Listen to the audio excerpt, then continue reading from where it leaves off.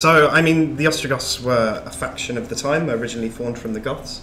So the Goths broke into two separate factions under two different kings, the Ostrogoths and the Visigoths, when they were basically uprooted from their land.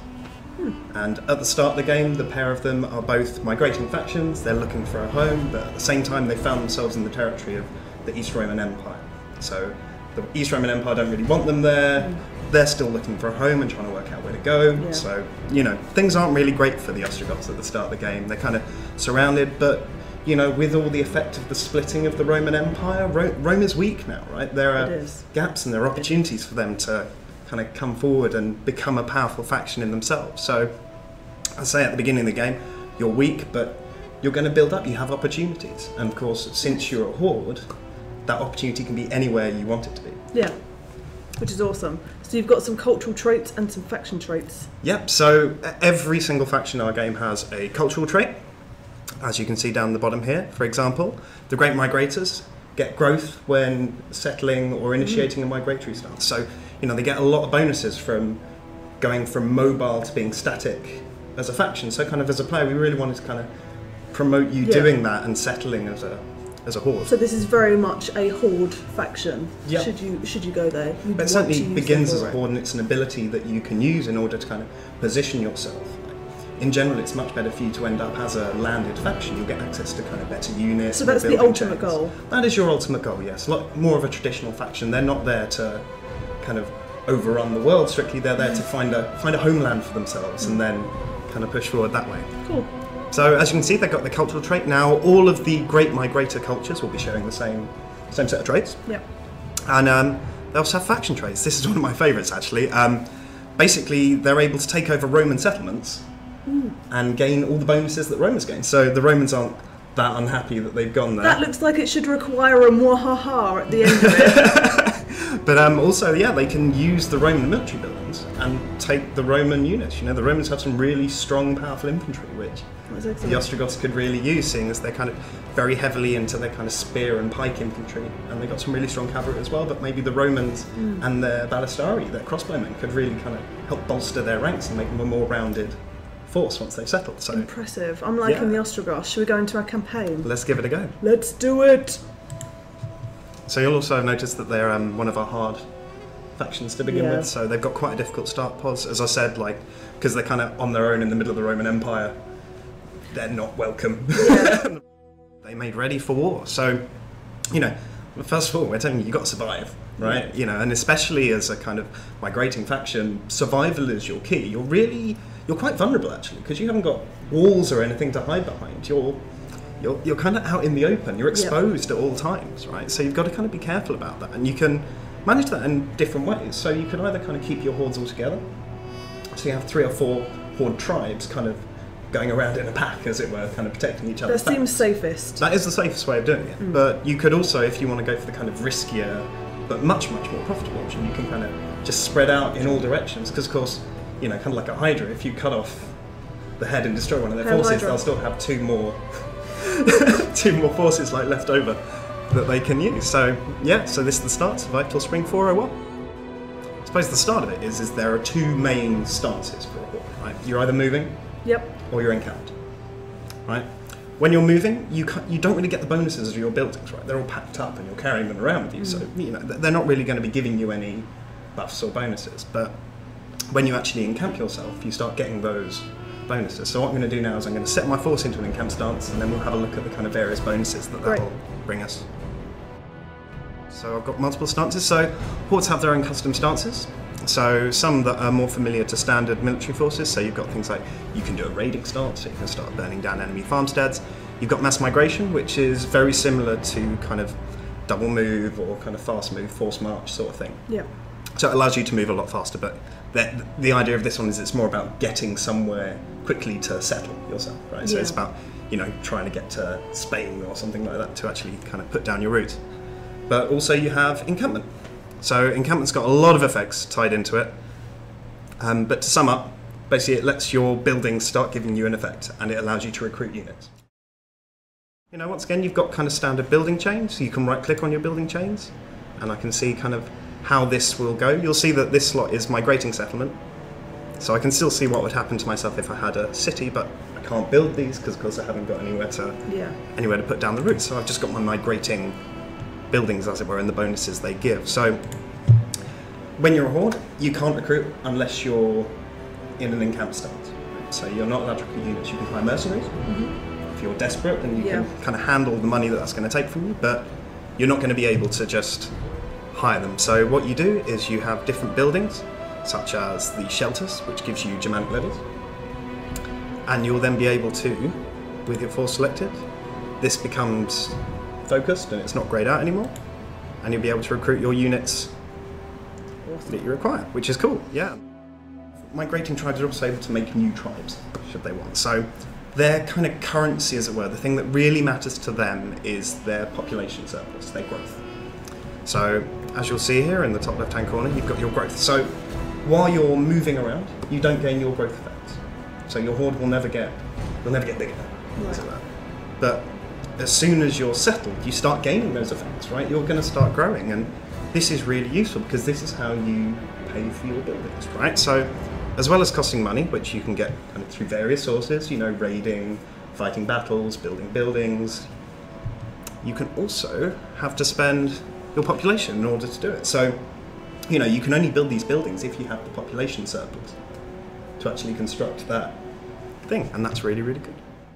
Also, one important thing is that you've got fertility of different regions now.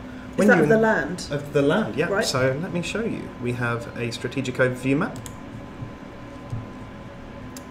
And we have fertility rating. So every province has a fertility rating, right? It goes from kind of bright highlights of green for rich to red for basically barren lands where there's nothing to...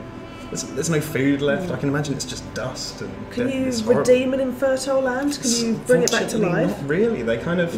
It's a fairly kind of downward spiral, especially with the climate change, right? Yeah. As the climate change comes kind of from the top of the map, everything's going to get less and less fertile as you go, which is kind of, at the time, it's one of the driving force. There was a kind of little climate medium that happened during this period of the Dark Ages, which kind of partially is what forced everyone to kind of move inwards, you know, and poor Rome's right in the middle, you know. A lovely place. The Mediterranean is a beautiful place to be. It is, so, you know, everyone wants to be there. So as you can see, you've got the fertility here. Actually, the region I started in is quite fertile, but seeing as the Gepids are my friends, I don't really want to be kind of taking all their food and stuff like that. So I think Thracia, it's fairly fertile because I've raised one of the settlements in it. However, I've lowered the fertility. Oh. I know. So you know, I can essentially make this into a barren land if I so choose. I'm not sure I will at this point, but I can certainly give it a go. And also Constantinople at the bottom, the jewel of the East Roman crown. So I'm going to press tab again to go out, and I'm going to end turn once more. Integrity is really, really important for hordes as well. So as well as kind of population, integrity is really important. Whereas when you're a kind of settled faction, your settlements will have a public order value, your forces will have an integrity, and your characters will have loyalty. Yep. Right? You've got kind of three things to look after, and if you have a military force with a character in a settlement, you've got to keep all three of those things in check. You know, ignoring one of them could mean that the settlement turns against you and rebels. Ignoring the character's loyalty, they might just take their army and kind of wipe the floor with you, as it were. So, but because there are no settlements, they don't have public order. If you go around raising settlements, that will affect your integrity. If a horde's integrity snaps, they will rebel. But unlike a settlement or a general where they may take one thing, when a horde rebels, they take themselves and all their buildings and all their population with them. And suddenly you've lost that. You could have a horde that's got all your food, so you've made them kind of a farming horde, so you've encamped them and built lots of farms to produce food. If they decide to break because you've left them in the snow and been raising cities with them, then they're basically going to leave you and you'll have to deal with the problems. Civil war, big problem. Essentially, yeah.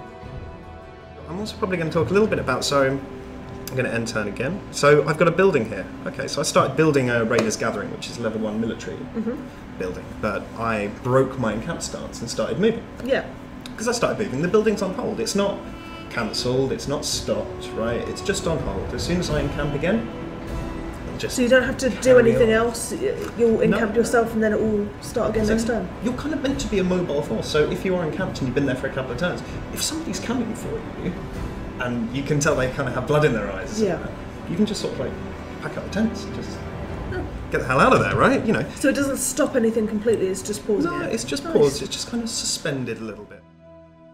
Kind of the one big thing that I've been kind of saying is that they're migratory, right? They're not a horde, they're not here to rampage, they're not here to destroy everything, they're here to kind of build up their funds and then find their home, basically. Yeah. Find somewhere they want to live. And this is a really core part of the game, right? So next turn, what I'm going to do is I'm going to found the new Ostrogothic Empire in Trimontia. Why not? It's really close. Don't need to travel. You know, why go to the other side of the river when there's something perfectly good here? And it has gold, which is a useful resource, which I can use to trade with people later on. You know, the Gepids are only just north of me. I should be able to eventually get a trade route to them and start trading. Nice. So you can go from this kind of horde playstyle to a standard in any the time. same campaign.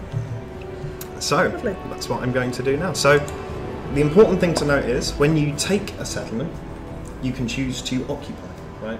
When you occupy any settlement, anywhere on the map, it will end your migration. You are no longer a migrating tribe, you are now a landed kind of traditional faction, right, at that point. So you've got to be very careful, because if you've got multiple hordes floating around, as soon as one of those takes a city, all of them are like, right, we're a proper faction now, we don't need all these tanks, right? We're a normal faction, but you may only have one city, which isn't enough to support all your troops, right? If you built a huge horde and you take a single city and you haven't really thought ahead with it all, you've got all these men to feed and you've got a burnt city, which you probably blew up anyway in the process.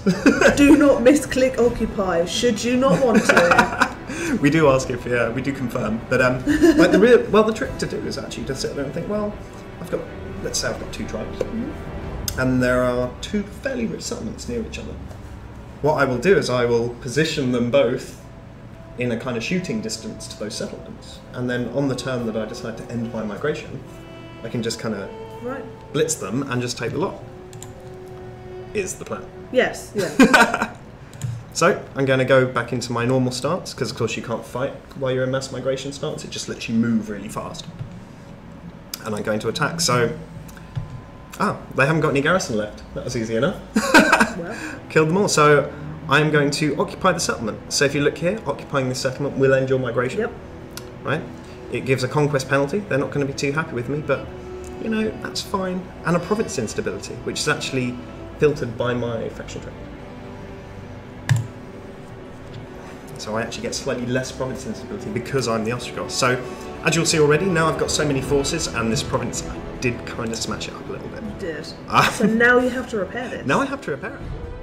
As a migrating faction, I've now settled, right? I've kind of found my spot, and, you know, maybe I'm not happy here, right? You know, I'm not really enjoying it in the middle of Thracia. It's kind of not really doing well for me. So, what I'm actually going to do is I can raise my own settlements. Now, this is going to hurt, right? It's like kind of pulling off a plaster. It's going to hurt before I can heal.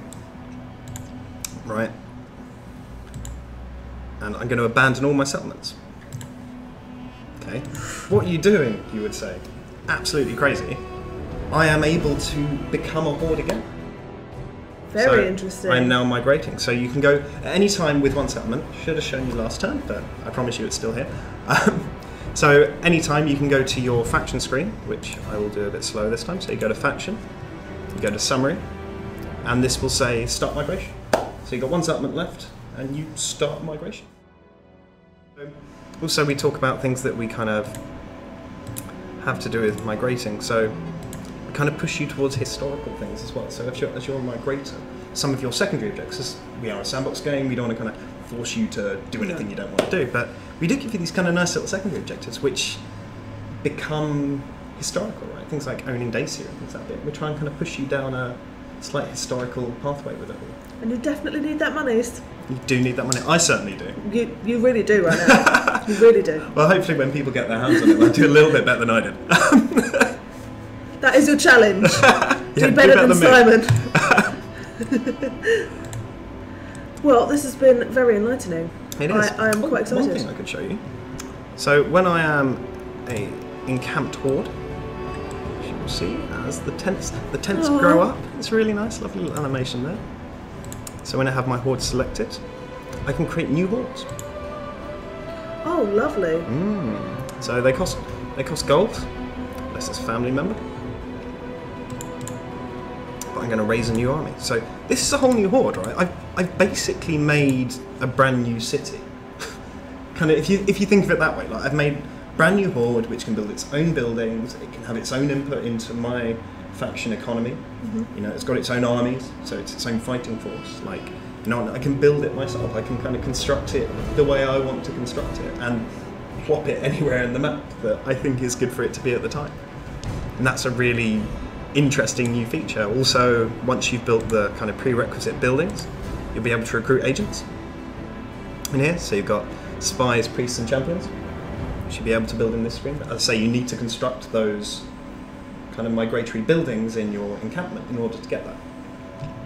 So it's going to take you a good few turns. It'll take you a while, yeah. It won't be instant. And of course, also when you kind of end your hoarding, as it were, and you do decide to kind of settle down somewhere, you actually, all the buildings that you built and you constructed, that money gets refunded to you, right? Because the buildings are gone, right? As I've started a whole new migration here, I haven't really got very much. I've got to kind of start again with my temporary, as you said, it's kind of very temporary stuff. So I've got to restart and rebuild all that. But when I do finally settle, all the money that I've spent on these buildings, I will get a large proportion of it back, which I can then put into developing the cities again. That's awesome.